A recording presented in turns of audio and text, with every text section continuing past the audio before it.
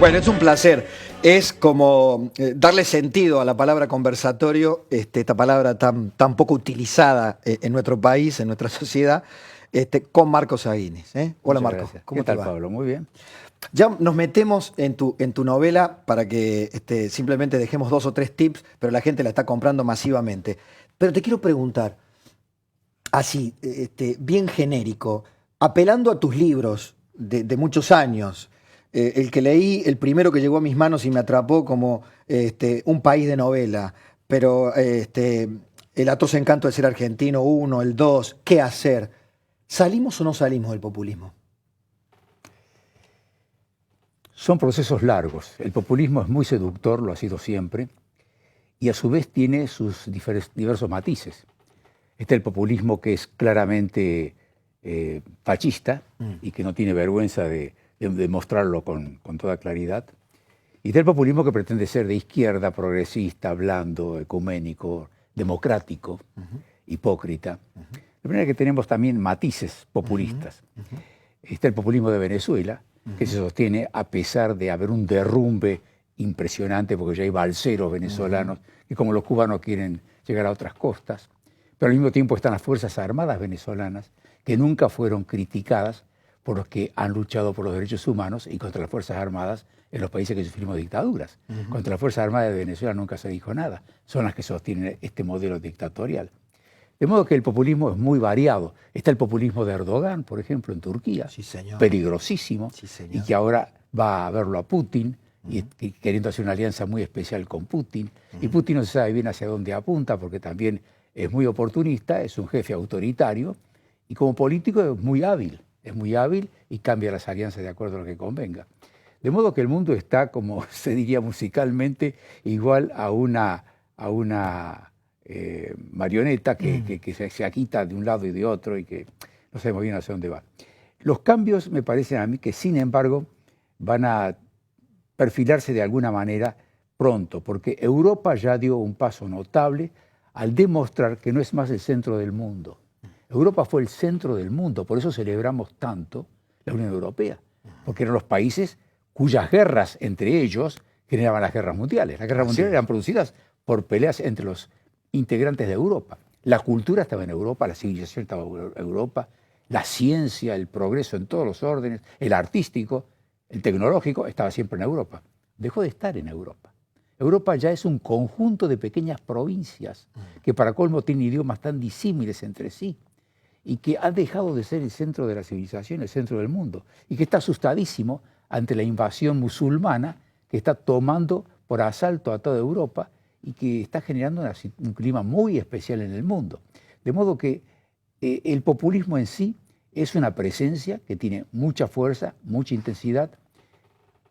Se caracteriza por una ideología que no es para nada clara, pero que se basa en seducir a las masas. Seducir a las masas que son en su mayoría irracionales y que por eso son fácilmente seducibles y atrapables. De modo que este es un tema complejo. Pero yo creo que pronto esto se va a aclarar porque el Brexit que ha producido Gran Bretaña es una decisión tomada por una minoría ínfima y que rápidamente fue repudiada por los mismos que votaron a favor del Brexit. Se han dado cuenta que se equivocaron. Pero eso llevó a que rápidamente España, por ejemplo, tome medidas para que no se independice Cataluña. Y al mismo tiempo hay problemas en Gran Bretaña de que Escocia no se le vaya a Gran Bretaña, por lo cual Gran Bretaña va a quedar también fragmentada en un montón de estados. Recordemos lo que pasó en Yugoslavia, eran 6 países que estaban juntos en un solo estado, ahora son 6 países diferentes con problemas distintos y desarrollos diferentes también. De modo que esto es un mapa muy móvil, claro, muy móvil, muy complejo, difícil de definir, donde las tendencias no están claras hacia dónde van a ir. Lo que sí está manifestándose de un modo muy claro, y en esto yo disiento con el Papa Francisco, de que esta tercera guerra mundial no tiene nada que ver con la religión. Y yo creo que tiene mucho que ver con la religión. Es una guerra religiosa, es un retroceso de la humanidad a la época de las guerras santas. No nos olvidemos que Europa, durante la época de las guerras entre los cristianos, determinó que una mitad de los cristianos matara a la otra mitad de los cristianos europeos. Hubo una matanza enorme en Europa durante muchos siglos. Y esas guerras felizmente terminaron y son vistas con su extremo absurdo. Pero hoy en día el extremo absurdo se ha trasladado al Islam. Y nosotros, en vez de ayudar al Islam para que los islamistas racionales, moderados, enfrenten a esa plaga que son los extremistas, puedan imponerse. Se están imponiendo los pequeños fanáticos, así como se impuso el pequeño partido nazi sobre la gran mayoría alemana culta y progresista, se está imponiendo la minoría fanática islámica sobre los países musulmanes que tienen miedo de enfrentarlos como corresponde, y no solo los países musulmanes, Europa. Y en vez de ayudarlos a que predomine la racionalidad en el Islam, estamos apoyando que predomine la irracionalidad y esta locura, que ha llevado a que ningún punto del planeta sea seguro. Ya no lo es más. Incluso se está hablando que, por ejemplo, las Olimpiadas que se celebran en Brasil y que podrían haber significado para Brasil un ingreso económico fabuloso, es un desastre económico, porque no han ido los turistas que se esperaban. Escuchándote atentamente y, por supuesto, atendiendo a la diversidad, la batalla entre el fanatismo y la racionalidad, sea desde el punto de vista religioso, sea desde el punto de vista de la mera organización política, cuando hablas de los populismos, me parece que es la batalla que concierne a todos. Digo, porque aquí la pelea, la guerra santa, en la Argentina esta ecuménica de los comités interreligiosos, parece muy lejana. Muy lejana, ¿no? Sí. Pero sí creo que tenemos una percepción mucho más cercana de la idea del fanatismo, ¿no? Claro. de la idea de los pensamientos ultras por nuestra historia pasada, pero también por algunos reflejos del presente. Y en eso también se va la irracionalidad, Pablo. La irracionalidad. ¿Cómo es posible que después de todo lo que se ha descubierto, todo lo que se ha puesto en evidencia, haya gente que todavía apoya a Eve de Bonafini, que se ha robado 200 millones de pesos? A los pobres le robó, o gente que apoya a Milagro Salas, que le robó a los pobres del norte de la Argentina. Ese extremo de irracionalidad, de fanatismo, de cerrazón mental, es tremendo. Pero yo ya lo describí, lo mencionaste hace un rato, en Un país de novela. Sí. Argentina es un país de novela. Bueno, te iba a hacer una pregunta, para volver a tu libro. Sí. Acá el amigo Jorge Fernández Díaz le decía recién a Marcos, te ha definido, creo que con el elogio máximo que a un hombre como vos o a un hombre del pensamiento se lo puede definir, como un hombre del Renacimiento. Esto es un hombre de múltiples intereses, de múltiples, de múltiples pasiones, de múltiples también expertices, dirían los norteamericanos, de múltiples talentos. Te pasaste la vida tratando primero de entender la psiquis humana, al principio de entender la psiquis humana y después de entender la psiquis argentina. Es verdad. ¿Y cómo llegas a esta curva, a esta meseta de tu vida? Y bueno, están las definiciones, que son los títulos de mis libros, ¿no? Claro. Es decir, Un país de novela. Sí. Lo explica claramente. Ya era una introducción, claro, ya estás planteando. La novela es un texto que tiene su misterio, que tiene su suspenso, que no sabemos qué sucederá en el próximo capítulo, ignoramos muchas veces el final. Y esa es la Argentina, es un país de novela, con altibajos, un país que causó gran asombro en el mundo cuando después de ser un territorio vacío, bárbaro, ignorado en el resto del planeta, súbitamente comienza el fin del siglo XIX y comienzo del siglo XX, convirtiéndose en el país más educado, más culto y más promisorio de toda América Latina. Argentina se convirtió en el país más notable desde México hasta el Polo Sur. Déjame que te diga algo. Esa descripción que haces resiste al ácido del revisionismo reciente de algunos hombres que comulgaron intelectualmente con el kirchnerismo, que dijeron, eso fue una patraña de la derecha argentina, de los liberales, que nos pintaron esa Argentina floreciente que no era tal, era una Argentina de una oligarquía. ¿Resiste, pese esa prueba de ácido? Lo resiste con el fanatismo. Es decir, un grupo fanático, una secta, impone cierto tipo de pensamiento que los sectarios lo creen, lo apoyan sin pensar y que es la verdad para ellos. Pero la verdad es que la Argentina fue próspera, admirada y ejemplar desde 1880 hasta 1930. Esos 50 años fueron los mejores años que tuvo Argentina, de un crecimiento incesante con aflujo inmigratorio masivo.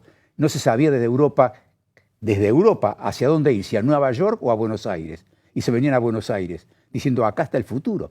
Y aquí había un mecanismo de integración. Los inmigrantes rápidamente se integraron, aprendieron el castellano, tomaban mate, tomaban caballos, hacían asado criollo.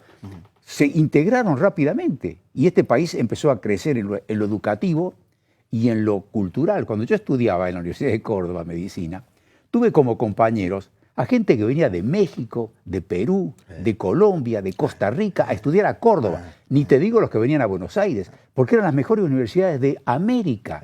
Eran las mejores universidades. Después empezó a decaer a partir de la década del 30. Hoy no aparecemos ni en las 50 primeras. No. Marcos, mira lo que estaba pensando. Cuando hablamos de esa época, hablamos también de los que pensaron la proyección. Juan Bautista Alberdi, Sarmiento, la generación del 80, que lejos era de ser un grupo homogéneo que pensaba lo mismo, sino que eran, bueno, se mataban entre ellos en términos intelectuales y de debates apasionados.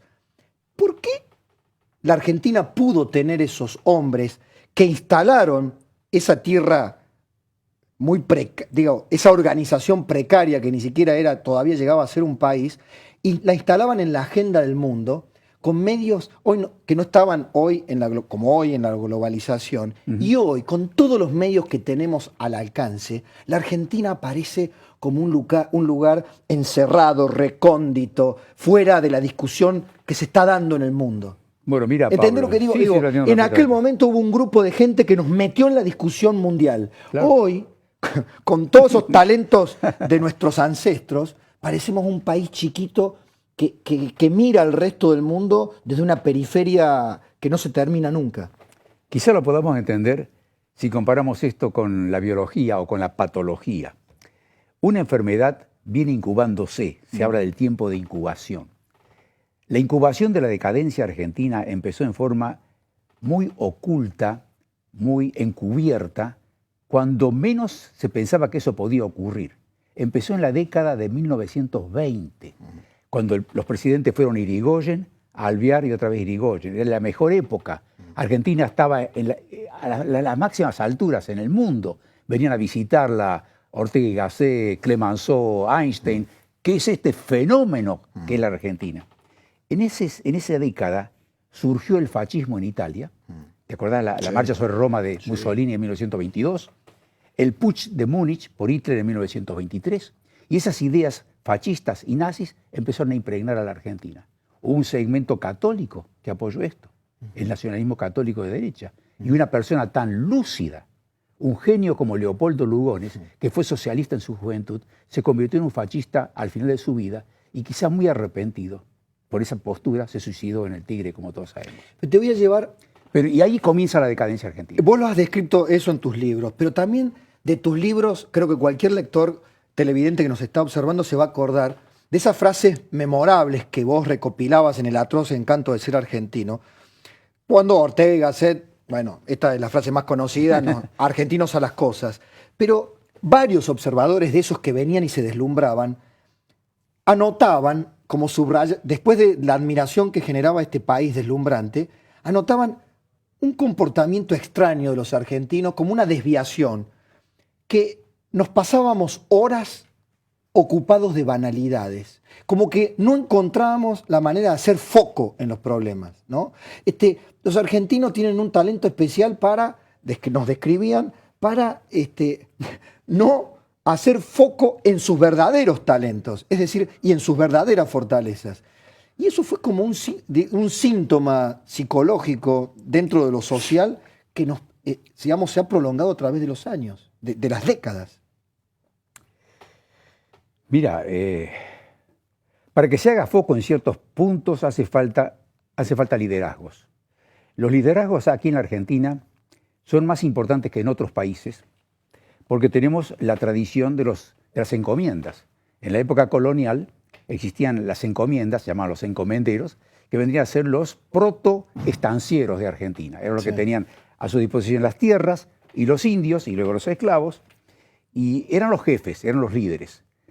Eran líderes para una gran población analfabeta e ignorante. Era el gran padre que orientaba a la gente. Ese líder se convirtió en imprescindible durante mucho tiempo y eso llevó a que le costara tanto a la Argentina organizarse. Desde mayo de 1810 hasta el año 1853 pasó casi medio siglo y la Argentina no se lograba organizar, porque teníamos una anarquía, porque predominaban los encomenderos, predominaban los caciques, que eran los dueños de determinados grupos de poblaciones. La Argentina era un país muy plural, muy desarticulado. ¿Qué tenía que ver Buenos Aires con Jujuy, Córdoba con Mendoza? Mendoza estaba atrasada. San Juan era mucho más importante que Mendoza. Era un país completamente diferente al que conocemos ahora. Bueno, esos encomenderos, esos caciques, esos líderes o caudillos, fueron fundamentales para la Argentina. Lo que pasa es que la mayor parte de los caudillos aparecieron después. Aparecieron después los caudillos que realmente le hicieron bien al país. Estoy hablando de gente como Juan B. Justo o como Irigoyen, que hicieron bien al país, porque lo orientaron en el sentido del progreso genuino. Pero fueron pocos, la mayor parte le costaba entender. No te olvides que aquí a Argentina se la había descalificado diciendo que con las mismas letras con que se escribe argentino, se escribe la palabra ignorante. Las mismas letras de Argentina lo ordenas de otra forma y es ignorante. Hay una gran parte de la población que es ignorante. Entonces, a Irigoyen mismo, que fue un gran caudillo, pero un caudillo que apostaba por la democracia, bueno, se lo destituye después. La tradición nacional y popular de Pacho O'Donnell, digamos, y de los últimos representantes de los apoyos intelectuales del actual gobierno, trazaban la línea San Martín, Rosas, Irigoyen y Perón. Vos no ponés en el mismo lugar. Para nada. No trazás la misma línea. ¿Qué beneficio le trajo Rosas a la Argentina? ¿Qué beneficio le trajo? Incluso asesinó más indios que Roca. La batalla, la vuelta de obligado no cambió nada la historia de la Argentina, no la convirtió más relevante a la Argentina. ¿Esa grieta es insuperable para la Argentina? Digo, la grieta del revisionismo y de la visión liberal de nuestra historia. No, yo creo que no. No es una enorme grieta, no es una enorme grieta. Es más bien una postura de académicos y yo creo que sí, es una forma también de definir, de hablar, de llevar el debate hacia ciertas líneas, pero esas grietas son insignificantes. La lucha que había aquí entre federales y unitarios, esa era una grieta terrible y que duró mucho tiempo y le hizo gran daño al país. Pero la grieta ahora, ¿contra quién? ¿Contra los kirchneristas? Sí, los kirchneristas son algo que está en demolición. El kirchnerismo se mantiene porque los argentinos somos raros, somos pintorescos y somos excéntricos. Es decir, el kirchnerismo es una película de Almodóvar, es algo increíble, de absurdo y de grotesco. Entonces, sostener eso no tiene mucha relevancia. Poco a poco eso va a ir cayendo y se va a evaporar. Va a quedar como recuerdo. La reivindicación de la figura de Frondizi, tratando de darle... Este gobierno, yo lo tuve aquí conversando con donde estás vos, a Pablo Abeluto, y se niegan ellos, digamos, el macrismo, cambiemos, pero fundamentalmente el macrismo, el PRO, se niega a autodefinirse o buscar raíces o identificar raíces ideológico-políticas en la historia argentina. Pero... ahí está don Rogelio Frigerio, que no puede esquivar la historia. Claro. Entonces aparece Frondizi como, digamos, de lo que se ve de los rastros que se pueden buscar en las raíces del macrismo, un lugar en donde afincar. ¿Te parece que esto tiene algo que ver o que esas ideas de Frondizi hoy pueden ser retomadas propositivamente o proactivamente? Yo creo que deben ser tomadas y son tomadas. A Macri se le acusó muchas veces de ser frondicista.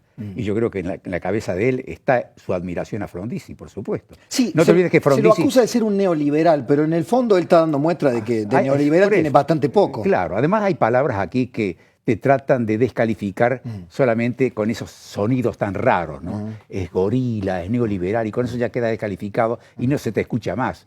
Pero ¿qué significa ser neoliberal? ¿Por qué no directamente liberal? ¿Qué diferencia hay? Además, Frondizi fue reivindicado por Alfonsín antes que por Macri o por otros. Claro. Alfonsín lo reivindicó a Frondizi. No nos olvidemos los problemas que hubo entre Ilia y Frondizi.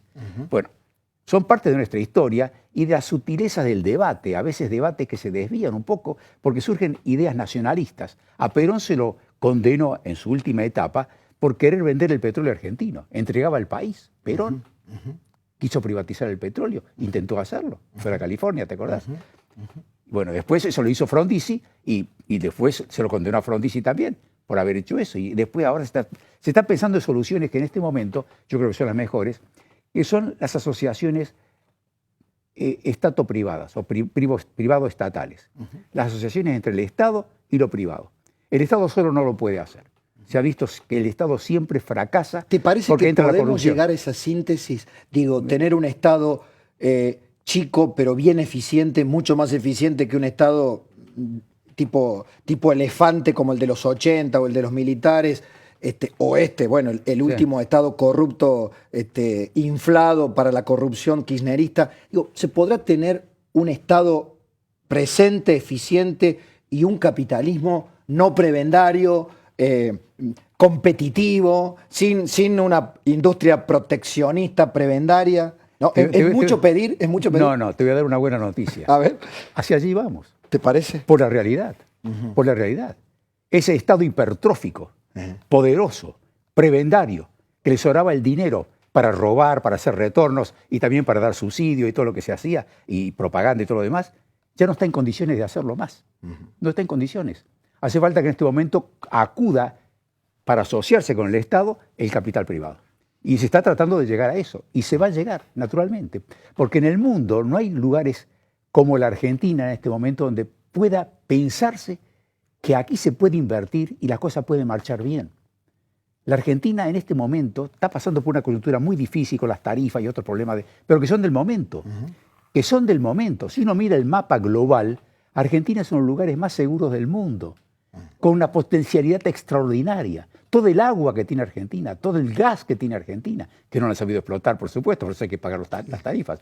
Pero la Argentina tiene posibilidades extraordinarias. Yo creo que hacia eso vamos. Se va a tener que producir una asociación del capital privado y el Estado, que no sea un Estado prebendario, que no sea un Estado autoritario, que no sea un Estado que se trague todo, que no haya corrupción. Aquí está disminuyendo rápidamente la corrupción. De eso no tomamos nota nosotros.